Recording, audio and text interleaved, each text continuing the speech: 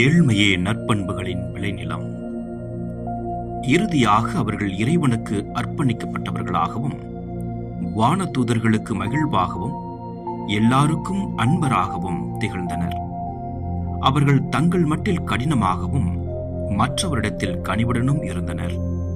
அவர்கள் தங்கள் செயல்களில் துறவுத்தன்மை கொண்டவர்களாகவும் காண்பதற்கு முக மலர்ச்சியாகவும் இதயத்தில் சீரிய சிந்தனை கொண்டவர்களாகவும் வளமையில் தாழ்ச்சியாகவும் இன்னல்களில் தாராளமாகவும் கொண்டாட்டத்தில் கட்டுப்பாட்டுடனும் எல்லா நன்மைகளிலும் மின்னித் துளங்கினர் என்று ஏழை பெருமாட்டி தன்னை ஏற்றுக்கொண்ட எளிய சகோதரர்களை பற்றி வாக்குமூலம் அளிக்கிறாள்.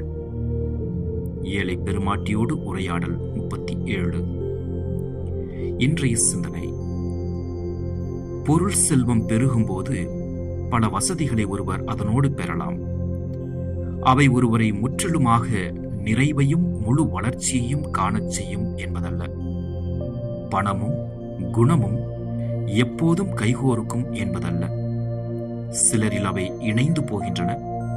ஊசியின் காதுக்குள் ஒட்டகம் எளிதாக நுழைந்துவிட முடியாது.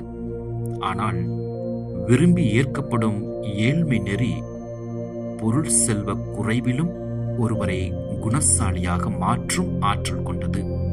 அதுபோல நற்பண்புகள் செழித்தோங்க ஏற்ற விளைநிலமாக இருந்திட அதிக வாய்ப்புள்ளது.